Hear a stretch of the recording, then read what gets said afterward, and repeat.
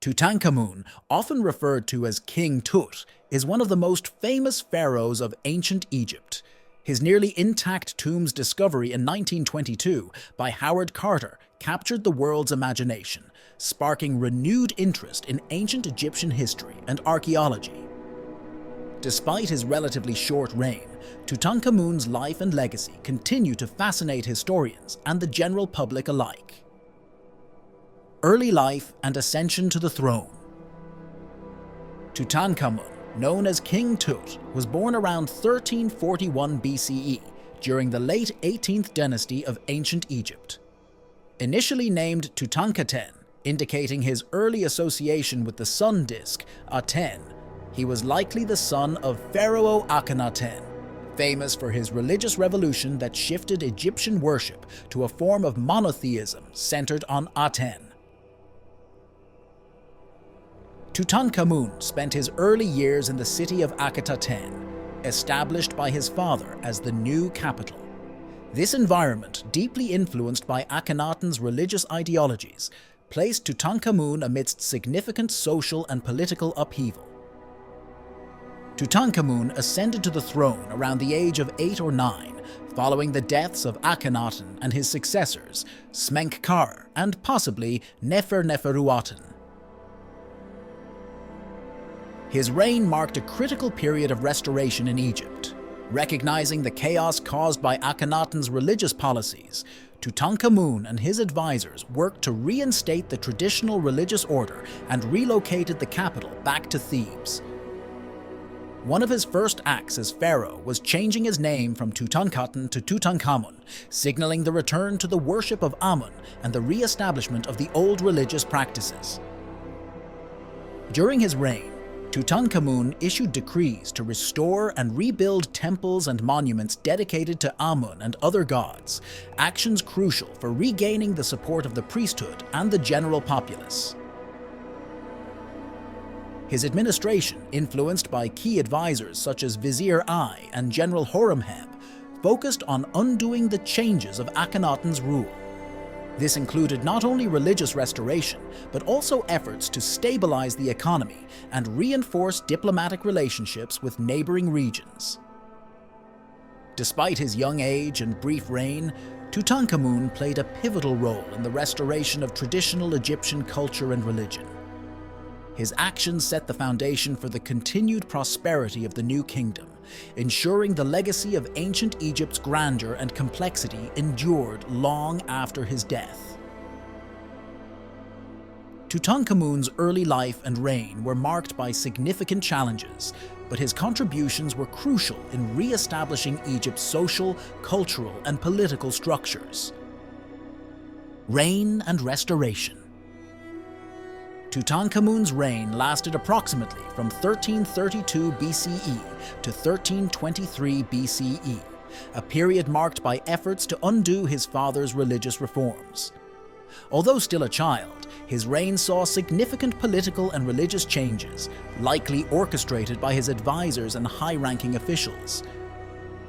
Key figures during his reign included his possible stepmother Nefertiti and the powerful Vizier I. These advisors played crucial roles in guiding the young pharaoh and stabilizing the nation during a period of significant transition. The young pharaoh moved the capital from Akhenaten, modern-day Amarna, back to Thebes, the religious center of Egypt. He restored temples, statues, and artifacts dedicated to Amun and other gods, attempting to erase the Atenist heresy from Egypt's history. These efforts helped stabilize the country and re-establish the traditional religious practices that had been disrupted during Akhenaten's rule. This restoration also included rebuilding the priesthoods and re-establishing the rituals that had been neglected, reinforcing the social and political structure of Egypt. Personal life. Little is known about Tutankhamun's personal life, but evidence suggests he was married to Ankhesenamun, his half-sister. Ankhesenamun was the third daughter of Akhenaten and Nefertiti. Their marriage was likely politically motivated to solidify the royal family's position and maintain the legitimacy of the dynastic line. Despite their union, there is no conclusive evidence that they had surviving offspring, though 2 mummified fetuses found in his tomb are believed to be their children. This suggests that their attempts to produce a lasting heir were ultimately unsuccessful. Beyond his marriage, Tutankhamun's life as a young ruler would have involved various ceremonial and administrative duties. He would have participated in religious festivals, military parades, and state functions, all designed to reinforce his divine status and authority. Artifacts and inscriptions from his reign depict a king involved in hunting and sporting activities, common royal pastimes meant to display his vigor and competence as a leader. Death and burial. Tutankhamen died unexpectedly around the age of 18 or 19. The exact cause of his death remains a subject of speculation and debate among historians and scientists. Various theories have been proposed, including an accidental injury, genetic conditions, or illnesses such as malaria.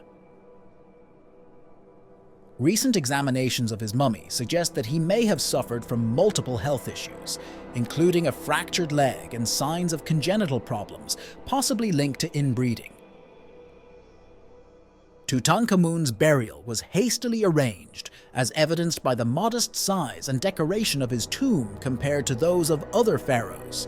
However, the tomb's relatively undisturbed state, hidden for centuries in the Valley of the Kings, provided an extraordinary wealth of artifacts and treasures, offering invaluable insights into ancient Egyptian culture and burial practices. The lavish goods buried with him, despite the rush, highlight the Egyptians' beliefs in the afterlife and the king's expected journey into eternity. The discovery of the tomb. The discovery of Tutankhamun's tomb in 1922 by British archaeologist Howard Carter and his patron, Lord Carnarvon, was a milestone in the field of archaeology. The tomb, designated KV-62, contained a vast array of artifacts, including the iconic gold funerary mask, thrones, chariots, weapons, clothing, and numerous other objects. This discovery provided a snapshot of the wealth and complexity of ancient Egyptian civilization at its height.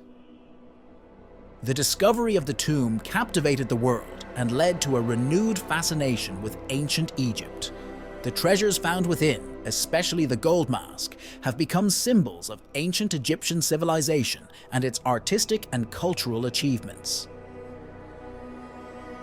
The media coverage of the discovery and the so-called Curse of the Pharaohs also added to the legend and mystique surrounding Tutankhamun.